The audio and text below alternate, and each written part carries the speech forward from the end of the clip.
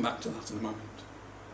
So turning to the Middle East, what we're seeing now is this phenomena of ISIS going across international boundaries, plumping itself partway across Syria and partway across Iraq. Now we know these boundaries were laid out very arbitrarily in the First World War. The British and the French got together and drew lines in the sand and took no notice really of the ethnic minorities and the people that were living there. And this has proved to be the source of a lot of trouble today. But here's ISIS come and plonked itself across these borders. So who are ISIS? Well, we need to just look at another map, and this tells us about the makeup of the Muslims in the Middle East, because this really is the fundamental. We've got to sort this out in our minds, and we looked at it before, but let's just quickly just go through this. Iran and Iraq are Shia, and all the rest on the map there are Sunni. So both Muslims, but chalk and cheese, quite different in their outlook. Shias, Sunnis. Iran is 90% Shia, Iraq is 63% Shia. As far as the Sunnis are concerned, Saudi Arabia 95, Egypt 90, Turkey 85, Syria 74, Yemen 65%. Now, the ISIS power is Sunni, but not friendly with the other Sunnis. ISIS stands for the Islamic State in Iraq and Syria, or ISIL, Islamic State in Iraq and Levant, same thing. They've now shortened it. If you live in the Islamic State and you call it ISIS, you get your head chopped off. So they've truncated the name, and they truncate you if you don't follow it. So ISIS it is, the Islamic State, though it makes it very difficult to say. You can say ISIS, but is a bit difficult. But they are Sunni Muslims, just as Saddam Hussein was, and most of his henchmen. And ISIS, I'm going to call it ISIS because it's so much easier. ISIS was originally set up in 2004 by Al-Qaeda in order to go to the help of Saddam Hussein after the invasion of Iraq. And they have continued, even though Saddam was disposed of. And then back last year, 2013, there was a falling out between Al-Qaeda and ISIS, and they went their separate ways. ISIS, however, are very rich through plundering. It soon became clear that in less than 3 years, ISIS has grown from a ragtag band of extremists to perhaps the most cash-rich and capable terror group in the world. And they get their money by plundering. When they took Mosul, while lying in the banks was $1.5 billion, which they very kindly helped themselves to. It is estimated they get about $40 million a month from plundering archaeological sites because they're not interested in ancient history. Nobody knows how much they get from ransoms, but considerable sums of money. And again, it's estimated they get about $60 million a month from the oil fields, which they have captured from the Syrians and sell to whoever will buy them at very low prices. But nevertheless, it brings them about 60 million. So money is pouring in. Now, remember, as I said, although they are Sunni, they are not well disposed to the other Sunni countries. But bearing in mind that Iraq is Shia, then there is great antagonism against the Shias. And whenever a city looks as if it's going to fall to ISIS, the soldiers just shed their uniforms and run, because they know that they're going to be executed, have their heads chopped off. And when Mosul was captured, there were 1,700 that didn't get out in time. They were just brutally shot. Many beheadings, chopping off of hands, crucifixions, all sorts of horrible things. But there are, as a result of that many people are fleeing their homes. Now that leads on to an interesting chart I came across just earlier this week. This is a chart, and these are all Muslim countries: Afghanistan, Iraq, Libya, Pakistan, Somalia, Syria, Yemen. These are all countries which are Muslim, where they have got people either fled out of the country as refugees or internally displaced. And if you just look down to 2014, you can see that in Iraq, 1.8 million people displaced.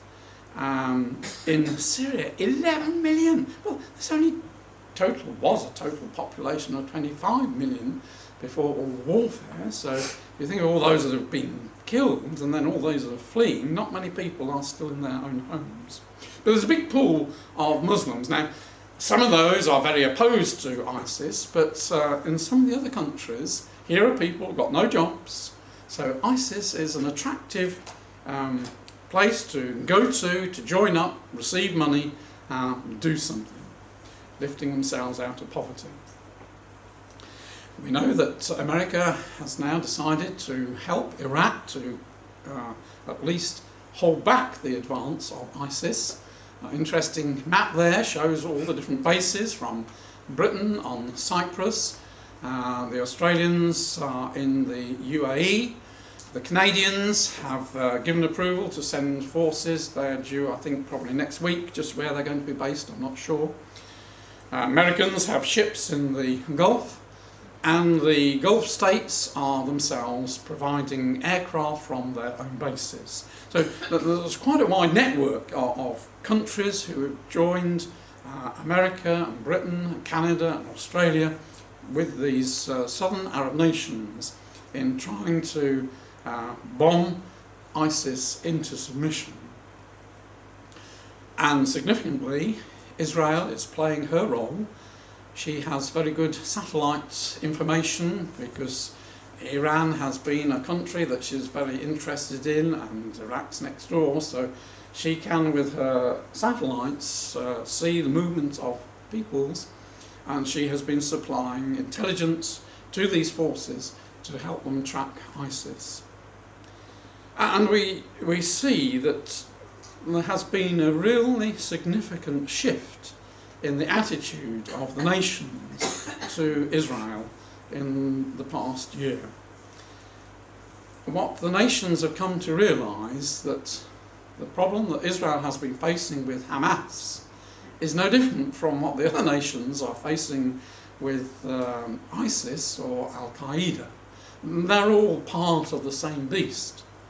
And so when Israel was fighting Hamas, it was noticeable how the Arab nations were very muted. They were quite happy. They wanted Israel to defeat Hamas because Hamas came under the Muslim Brotherhood, which was so hated by Saudi Arabia and Egypt. And so they were encouraging Israel to carry on the good work. But as I say, it has led to quite a shift of opinion and a realisation that Israel can play an important role. Netanyahu made a fascinating speech to the United Nations last month. Ladies and gentlemen, he said, despite the enormous challenges facing Israel, I believe we have a historic opportunity. After decades of seeing Israel as their enemy, leading states in the Arab world increasingly recognise that together, we and they face many of the same dangers, and principally this means a nuclear-armed Iran and the militant Islamist movements gaining ground in the sunny world. Our challenge is to transform these common interests to create a productive partnership, one that will build up a more secure, peaceful and prosperous Middle East. Together we can strengthen regional security. We can advance projects in water and agriculture, in transportation and health and energy in so many fields. I believe the partnership between us can also help facilitate peace between Israel and the Palestinians. Now, many have long assumed that an Israeli-Palestinian peace can help facilitate a broader rapprochement between Israel and the Arab world. But these days, I think it may work the other way round. Namely, that a broader rapprochement between Israel and the Arab world may help facilitate an Israeli-Palestinian peace. And therefore, to achieve that peace, we must look not only to Jerusalem and Ramallah, but also to Cairo, to Amman, to Abu Dhabi, to Riyadh and elsewhere. I believe that peace can be realised with the active involvement of Arab countries, those that are willing to provide political, material and other indispensable support. I'm ready to make a historic compromise, not because Israel occupies a foreign land. The people of Israel are not occupiers in the land of Israel. History, archaeology and common sense all make clear that we have had a singular attachment to this land for over 3,000 years. And that speech was well received. There was a lot of applause within it. And so, as I say, over the past few months and year or so, there has been quite a change as people recognise that Hamas is their enemy. Hamas equals IS, really. You can just look at some of those headlines there about these coming together. And Israel is about to supply Jordan with gas from her Tamar field. Talks are well in advance of supplying Egypt with gas, transform the situation. The last item on the list there, whichever one you're looking at, is about water swappage. Jordan is building a desalination plant down in southern Jordan, where Israel has a job to get water down. It all has to be piped all down the length of Israel. So they're making an agreement, right, we will buy water from that desalination plant for southern Israel, and in exchange we will supply water from the north to go to northern Jordan, which were going to be a long way from the desalination plant in the south. So it's a win-win situation for Jordan, for Israel, for the Palestinians. And these are some of the things that are quietly going on behind the scenes. Now we see Saudi Arabia as being the driving force to make these changes. She is the main country in the Gulf Cooperation Council, which comprises of the countries which are coloured there. And they are wanting to build their own common army. They did hope to have an army of 100,000 by next year. I think they've had to moderate things. They're now talking about having a common army of 30,000, pooling resources. But what Saudi is very keen on is bringing Jordan into this coalition, because she is very strategically placed, and the king there is very favourable to what they're doing. Saudi also is very keen to step into the shoes that America has left when, with the coming in of Sisi as the new president. The Americans have been rather cold towards him. Saudi Arabia and the United Arab Emirates have stepped into those shoes and are putting money and help into Egypt, because again they see that Egypt is a strategic partner. They want her on board. And quietly, behind the scenes, they want Israel to be involved. And Israel has had a lot of high-level meetings, aren't publicised very much, just little snippets come out, and we know that this is going on. The last piece of the jigsaw is the one down in South Yemen. Now, quite a few years ago, Yemen was scheduled to join the Gulf Cooperation Council next year. I don't think that's going to take place because there's still a lot of civil war down there, but we know because this is the ancient Sheba. So Sheba's got to join Dedan and be part of this confederacy of nations in the south. And so, there is tremendous change. These people in the south are opposed to those in the north. They see Iran as the great enemy and ISIS as the great enemy. So it's creating this division, a king of the south and a king of the north. Ezekiel 38 gives us the detail. Again, these are things that we know so well, but we just make the point. Note the order in which Ezekiel spoke these words.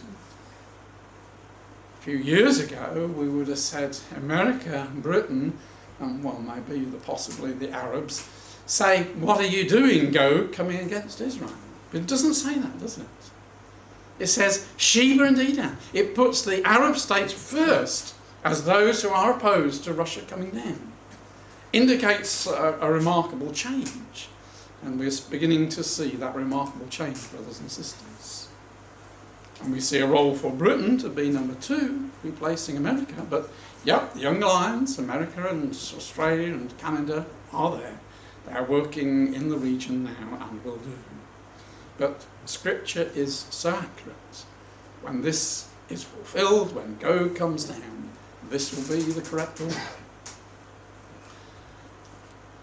So, ISIS. There are 2 main rivers that run across this region, the Tigris and the Euphrates.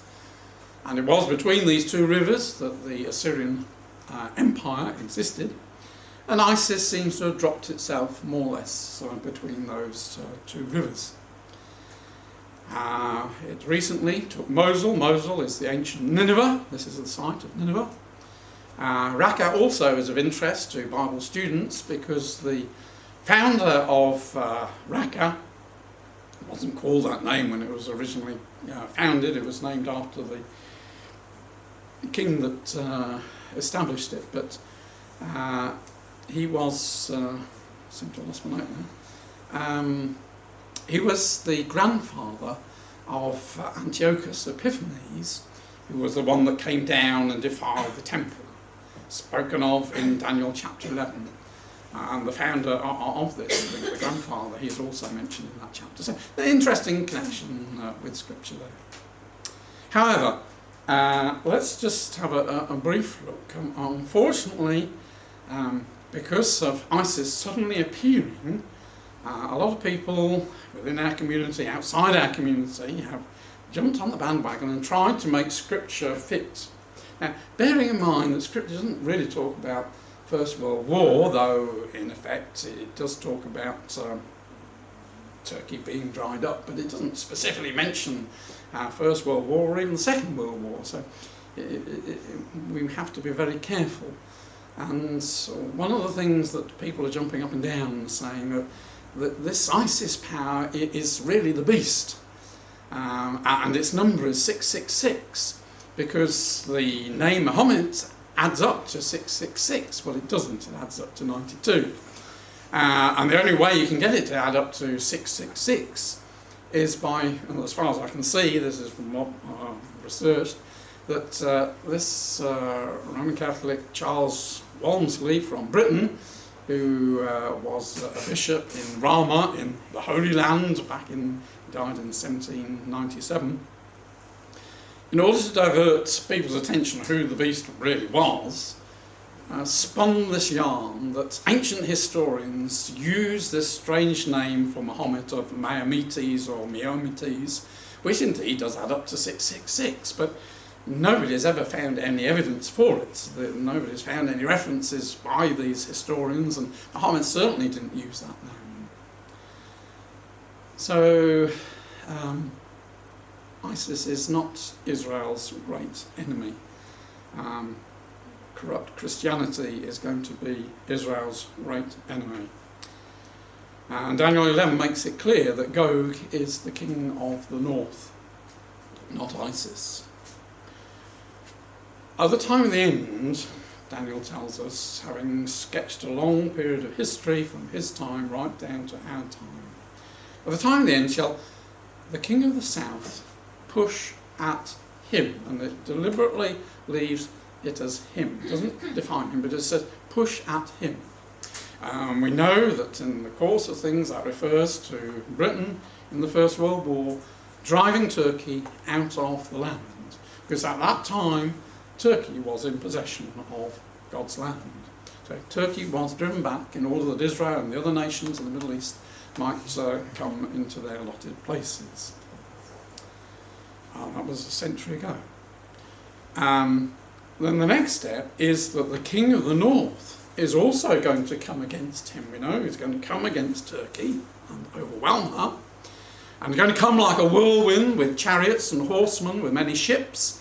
He shall enter into the countries and shall overflow and pass over. He shall enter also into the glorious land, and many countries shall be overthrown.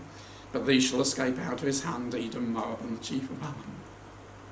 And again, you might have seen this cartoon in the Christadelphian, showing Putin, if Putin is still to be there on the day when this happens, but as the King of the North is going to come down with mighty army, come southward into Turkey and onwards on his way. And then it carries on that he goes down into Egypt, takes Egypt, possesses the wealth of Egypt. Ethiopia and Libya are with him. And then tidings northward, and he plants his tabernacles between the seas in the glorious holy mountain. And so we see him in possession of Egypt and planting his flag in. I would have just moved it across if I'd drawn the picture, but I didn't draw the picture, just across a little bit to Jerusalem, but never mind. But you can see there the king of the south people, the southern tribes, in opposition. They're not in agreement. They don't like what is happening, but they are powerless to do anything about it. Now, there's always been one puzzle. And in one of the oldest prophecies, which we read by introduction from Numbers chapter 24, we perhaps can see the answer to this ancient prophecy. We didn't read earlier in the chapter, but earlier in the chapter he makes reference, Balaam makes reference, to the time when Israel's king will be higher than Agag, and Septuagint translate that Gog, and his kingdom shall be exalted. And so what the rest of the chapter is about is, how is this going to come about? How is Israel's king going to be exalted? How is he going to be greater than Agag, Gog? Well, he explains to us, using the terminology of Amalek, whose king was Agag, who was a nation opposed to Israel's existence, then using that as a figure of the nations who are going to come against Israel. He says that Amalek was the first of the nations, but his latter end shall be that he perish forever. And he describes how it's going to come to an end. Ships shall come from the coast of Kittim, shall afflict Asher, and shall afflict Eber, and he, Amalek, shall perish forever. Now we understand Kittim is Cyprus, and anybody coming down to take Israel and to take Egypt would need to have possession, if they're coming with ships, possession of Cyprus to neutralise the British Navy that is based there and air forces which are based there, so we can understand that. And is going to afflict Eber, and we understand that that refers to Israel. Hebrew is closely allied to the word Eber, and Eber means one that crosses over the river, and makes reference to the original Eber that crossed over the river and was originally one of the ancestors of Abraham. Abraham, the descendant of Eber, was the one that crossed over the river on his way to Israel. Pretty correct. But why the need to take Asher?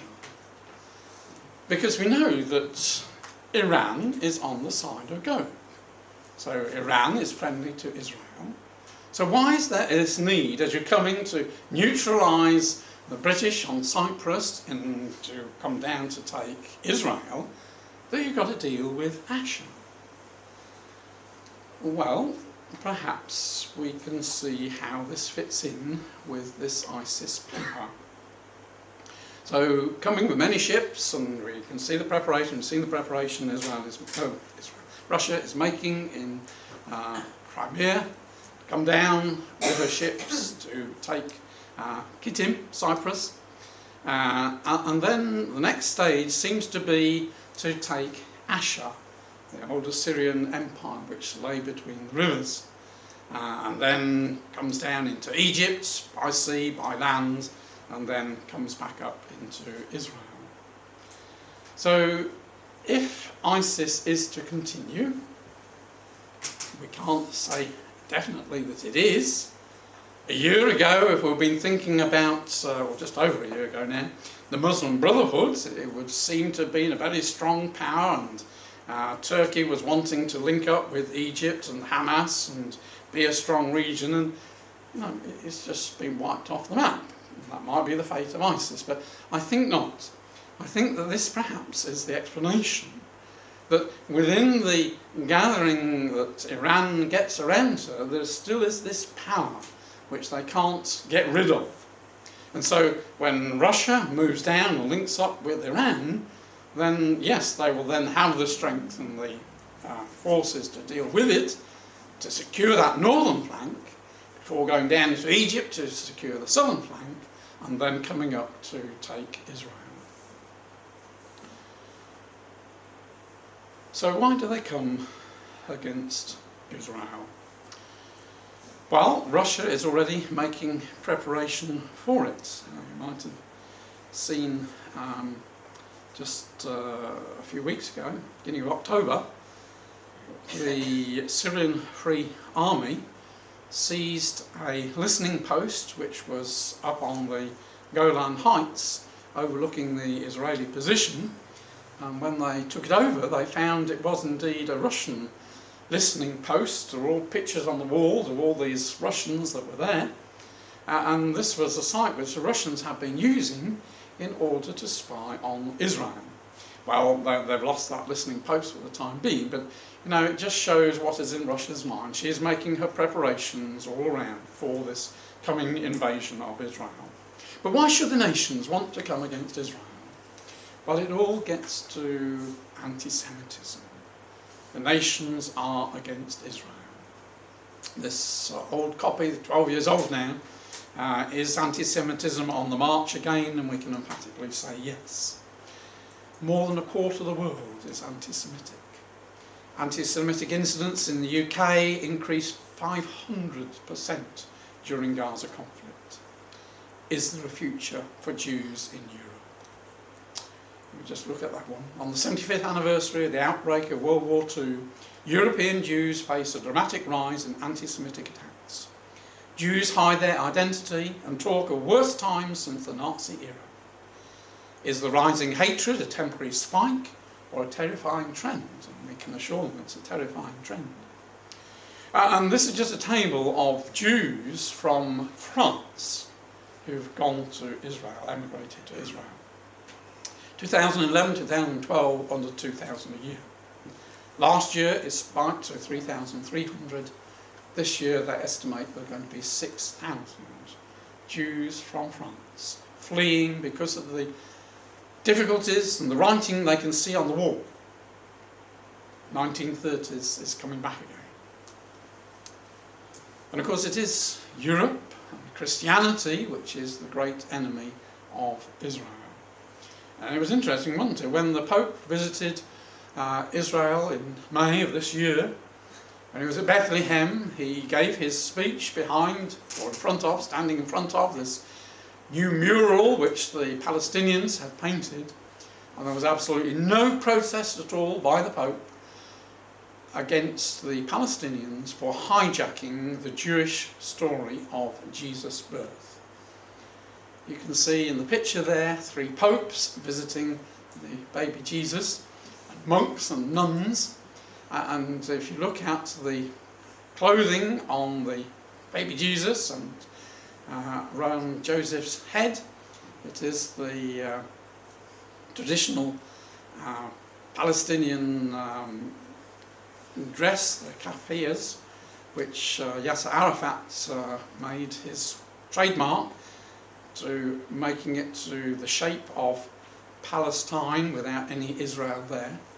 And so, the Jews aren't connected with the story of Jesus. And the Pope didn't raise a finger against it. And we know how at Christmas time in Bethlehem, Mary is a Palestinian, Joseph is a Palestinian, Jesus is a Palestinian. When the Bible speaks of all nations coming against Israel, it doesn't surprise us. And the thing that sticks in people's gullets about the nation of Israel is that the nation of Israel claims that they are God's people in God's land. The state of Israel is a Jewish state. It counts people Jews or Arabs, not Israelis. In fact, at the moment, there is a court case going on in Jerusalem brought by Arab Israelis, who are wanting Israel to drop this differentiation. And so this is from an Arab viewpoint, but I thought what it said was quite interesting. Israel refused to recognise an Israeli nationality at the country's establishment in 1948, making an unusual distinction between citizenship and nationality. Although all Israelis qualify as citizens of Israel, the state is defined as belonging to the Jewish nation, meaning not only the 6 million Israeli Jews, but also to more than 7 million Jews in the diaspora. So Israel uniquely is a Jewish country. It is run to suit Jews. Now, when Muslims do exactly the same, and nobody protests, it's accepted. When the Jews do that, well, that goes against the grain. And we know what opposition there is to Israel, how nobody can really get to grips with the problems that Israel faces with Hamas, for instance. An enemy who is dedicated to eliminating you as a nation, taking over your territory, having the whole area Jew-free, and you're supposed to negotiate with them. Well, Israel knows that she cannot, and that's why she will not allow Hamas to rearm, because she is so against her. And we know in July the increase in the number of rockets, 4,000 rockets were fired against Israel. And, not surprisingly, in the 50 days of the battle, a lot of civilians were killed, in spite of all the care that Israel took. And we've now gone almost 3 months since the ceasefire. But the world media was so against Israel. The word that we kept on being spoken, it was disproportionate. Israel only lost 72 people. Palestinians in Gaza lost 2,127. That shows how disproportionate it is. But the reality, which we know, is totally different. Because that number of deaths includes all those people that died natural causes. And when you've got several million in the population over a couple of months, you'd expect to have at least 400 natural deaths, but all added in. It includes deaths from the rockets which Gaza fired that fell short. There was one day when 25% of the rockets didn't go over the border. They fell into Gaza, causing considerable deaths. It also includes the deaths from the exploding stored weapons. It included those that were executed by Hamas. At least 150 were just shot in cold blood, but those numbers were among the civilians that died. And we know how the Israeli deaths would have been much higher if it hadn't provided bomb shelters and the Iron Dome. Now, the Israelis have done interesting statistics of the deaths, and 79% of the Gazan deaths were of males, mainly between 16 and 35. So that puts a lie to these are just random, casual civilian deaths, because you would have equal number female and male, and because it's a fairly young population, you would have the majority of deaths being of youngsters. It wasn't, it was the age of active fighters. So Israel, in fact, probably achieved what no other army, and certainly what America isn't achieving at the moment with her bombing of ISIS.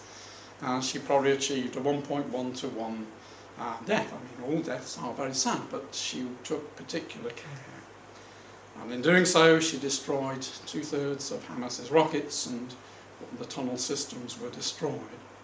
And we know how these sophisticated tunnels went right into the heart of Israel, some of them 3 kilometres, underneath kibbutz, underneath the various villages there.